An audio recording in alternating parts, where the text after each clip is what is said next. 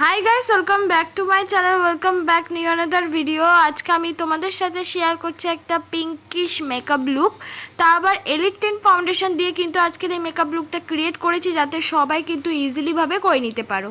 फार्स्टे आमी use करलाम hello रोज toner और आमी जे हार्बाल रोज टोनारटा यूज करेछि एटार दाम किन्तु 85 रुपिस। तोमरा निजेदेर पछंद मतो रोज टोनार यूज करते पारो। तारपर आमी यूज करलाम हलो मयश्चाराइजार। आमी व्यवहार करछि पन्स जेल मयश्चाराइजार जेटार दाम किना 50 रुपिसের আন্ডারে তোমরা অ্যাভেলেবল পেয়ে যাবে। তোমরা চাইলে এখানে অ্যালোভেরা অ্যাজ আ ময়শ্চারাইজার হিসেবে ইউজ করতে পারো। তারপর আমি ইউজ করলাম হলো ইনসাইটে প্রাইমার যেটা কিনা 250 টাকার মধ্যে অ্যাভেলেবল পেয়ে যাবে। তোমরা এখানে ভেজলিংও ইউজ করতে পারো। তারপর আমি একটা ব্রাউন রঙের শেড নিয়ে মানে জেল শেড নিয়ে আমার আইব্রোটাকে আমি সুন্দর করে কিন্তু ড্র করে নিচ্ছি। আগে আমার আইব্রো শেপ অনুসারে কিন্তু আমার আইব্রোটাকে আমি সুন্দর করে ড্র করে নেব, তারপর আস্তে আস্তে কিন্তু সামনের দিকে নিয়ে আসব। এইভাবে দুটো আইব্রো কিন্তু আমি ড্র করে নেব। তোমরা চাইলে কিন্তু এখানে আইব্রো পেন্সিলও ইউজ করতে পারো, তাহলেও কিন্তু হবে। আইব্রো পেন্সিল ইউজ করলেও কিন্তু খুব ডার্ক ইউজ করবে না। আইব্রোটা ড্র হয়ে গেছে, এবার আমি স্কুলি ব্রাশ দিয়ে ভালো করে কিন্তু কম করে নিচ্ছি। এটা খুবই ইম্পর্টেন্ট। তোমরা এখানে যদি আইব্রো পেন্সিল দিয়েও আইব্রোটাকে ড্র করতে তাহলেও কিন্তু স্কুলি ব্রাশ দিয়ে কম করা খুব জরুরি। তারপর আমি কিন্তু একটা কনসিলার দিয়ে আমার আইব্রোটাকে আমি কাট করে নিচ্ছি, এটা খুবই প্রয়োজন। আমি আইব্রোটাকে সুন্দর করে কাট করে নিচ্ছি নর্মাল একটা কনসিলার দিয়ে, যেটা কিনা 60 রুপিসের আন্ডারে অ্যাভেলেবেল পাওয়া যায়। তোমরা চাইলে এখানে কিন্তু যে কোনো সুইস বিউটির কনসিলার বা তোমাদের কাছে কনসিলার অ্যাভেলেবেল না থাকলে যে কোনো কিন্তু ফাউন্ডেশন দিয়েও আইব্রোটাকে সুন্দর করে কাট করে নিতে পারো। আর বিগিনারদের কিন্তু আইব্রোটা ড্র হয়ে যাওয়ার পর কাট করাটা খুবই ইম্পর্টেন্ট, কেন আমাদের অনেক এক্সট্রা আইব্রো থাকে, সেগুলো কিন্তু হাইড করার জন্য আমরা কিন্তু কনসিলার দিয়ে আইব্রোটাকে কাট করি। তারপর কিন্তু বিউটি ব্লেন্ডার দিয়ে আমি সুন্দর করে ব্লেন্ড করে নিচ্ছি। দেখো আমাদের আইব্রো শেপটা কিন্তু অনেকটা বেশি সুন্দর হয়ে গেছে।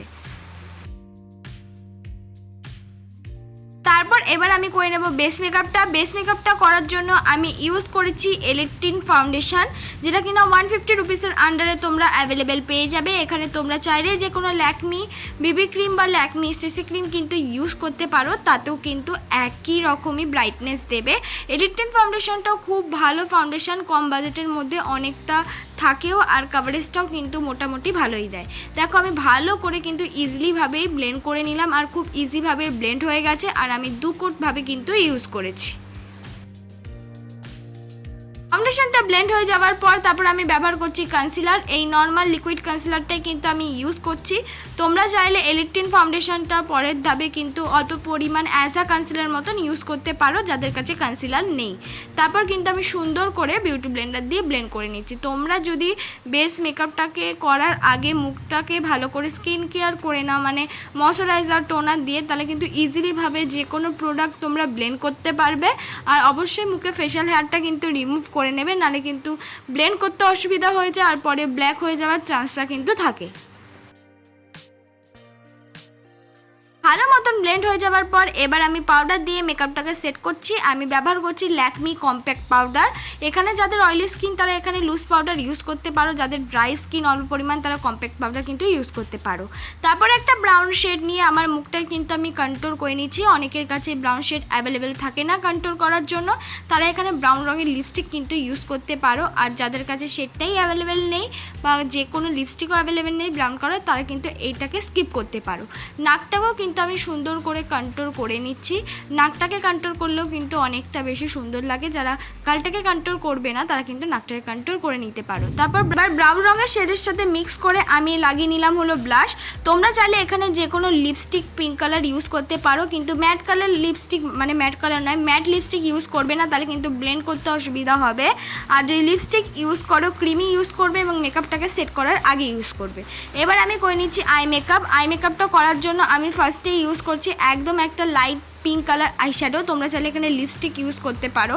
আর সেটা আমি ব্লেন্ডিং ব্রাশ দিয়ে ফুল আইতে ভালো করে ব্লেন্ড করে নিচ্ছি এবং চোখের নিচেও কিন্তু ওই পিঙ্ক কালার আইশ্যাডো দিয়েই কিন্তু ব্লেন্ড করে নিয়েছি। আর দুটো চোখেই এইভাবে আমি ব্লেন্ড করে নেব। তোমরাও কিন্তু এই আই মেকআপটা ইজিলিভাবে করে নিতে পারবে। তারপর ব্লেন্ড করে নেওয়ার পর চোখের সামনে আমি ইউজ করলাম হলো সিলভার শিমারি কালার। আর এটা ইউজ করাতে কিন্তু খুব ভালো লাগছিল। তোমরা চাইলে এখানে গোল্ডেন শিমারি কালারও কিন্তু ইউজ করতে পারো। তারপর আমি ব্যবহার করছি হলো ল্যাকমি আইলাইনার। তোমরা চাইলে এখানে যে কোনো কাজলকে সুন্দর করে ইউজ করতে পারো, আর সুন্দর করে মাচ করেও কিন্তু ইউজ করতে পারো যাদের কাছে আইলাইনার অ্যাভেলেবেল থাকে না। তারপর আমি ইউজ করছি হাই স্কাইয়ের মাস্কারা। এখানে যাদের কাছে মাস্কারা অ্যাভেলেবেল নেই তারা কিন্তু আইলাইনার 2 কোট ইউজ করে মাস্কারার মতন ইউজ করে নিতে পারো। তারপর আমি একটা পিঙ্ক রঙের হাইলাইটার ইউজ করছি, যেটা কিনা এই পিঙ্কিশ মেকআপের সঙ্গে খুব ভালো যাচ্ছিলো।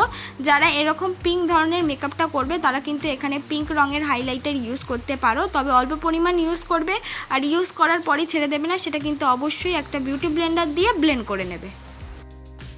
তারপর আমি ইউজ করলাম হলো মার্সের লিপ লাইনার। আমি ব্যবহার করছি মার্সের একটা ব্রাউন রঙের লিপ লাইনার। পুরো মেকআপটাই পিঙ্ক হলে দেখতে কিন্তু খারাপ লাগবে, তাই আগে ব্রাউন রঙের একটা শেড দিয়ে আমার লিপটাকে আমি ড্র করে নিয়েছি এবং মাঝখানে কিন্তু একদম নিউড কালারের একটা লিপস্টিক ইউজ করেছি। এটাই আমার ফাইনাল লুক বন্ধুরা। তোমাদের যদি আজকের মেকআপটা ভালো লেগে থাকে অবশ্যই লাইক কমেন্ট শেয়ার করতে ভুলো না, আর বেশি বেশি করে শেয়ার করে দিও।